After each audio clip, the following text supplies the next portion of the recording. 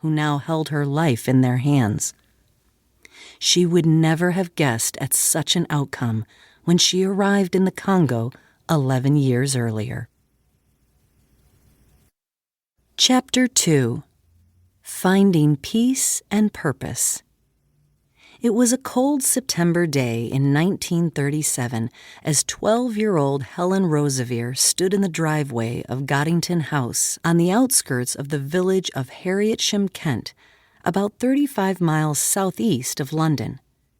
The family had recently moved into the new house, and Helen hadn't yet explored all the nooks and crannies in its many rooms or discovered where the two creeks that intersected near the front gate flowed to.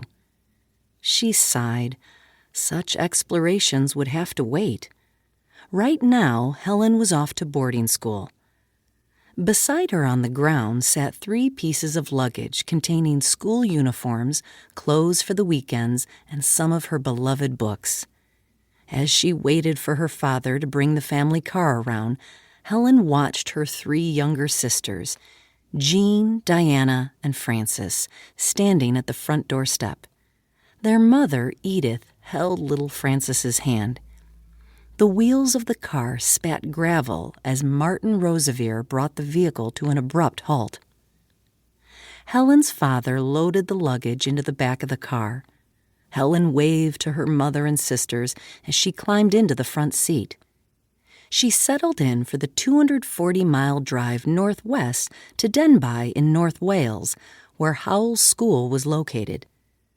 Martin guided the car away from Harrietsham while Helen sat quietly, watching the scenery turn from houses into rolling green fields. She knew it was a big day for her, one she would remember the rest of her life. Until now, she'd lived at home with her parents, brother and sisters, and their maid. But the car was carrying her away from all of that to boarding school, where she would spend the next 6 years with people she'd never met before, studying hard for an unknown future. As the car crossed into Wales, Helen felt her stomach knot. She was never comfortable around strangers. Something inside her made her feel as if everyone else knew what they were doing, but she didn't. She tried to remember the advice her brother Bob had given her when he came home for the summer holidays. Bob was 2 years older than Helen and enrolled at Marlborough College, a boarding school for boys in Wiltshire.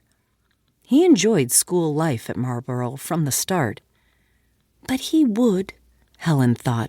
Of course he would. Bob was brilliant and funny, popular and daring, all things Helen was not. Helen didn't mind traveling to see different things. In fact, she enjoyed it, and she knew a lot more than many girls her age. During the summer, she, her parents, her brother Bob, and her sister Jean had taken their car on the ferry from Newcastle, England, to Bergen, Norway. They had then embarked upon a camping tour of Sweden and Finland. They had even taken the train to Leningrad in the Soviet Union, where they visited the Hermitage, the largest art and cultural museum in the world. It was an impressive sight. The trip was Helen's 3rd summer camping adventure on the European continent. The previous summer, the Roseveares had taken an equally ambitious camping trip to Istanbul, Turkey. They passed through Berlin on the way, where the Olympic Games were being held. The city was festooned in banners and flags for the occasion. The family also passed through Prague and Vienna on that trip. And in the summer of 1935, when Helen was 9, the family went to Italy, where they explored Pompeii and the Isle of Capri. Traveling northward across Wales, Helen thought not only of the trips her family had taken, but also of the home life they enjoyed. Her father worked hard as a school inspector and was often away from home during the week. Sunday, though, was when the whole family, except Bob when he was away at boarding school, were together. While Helen loved these times, she realized that going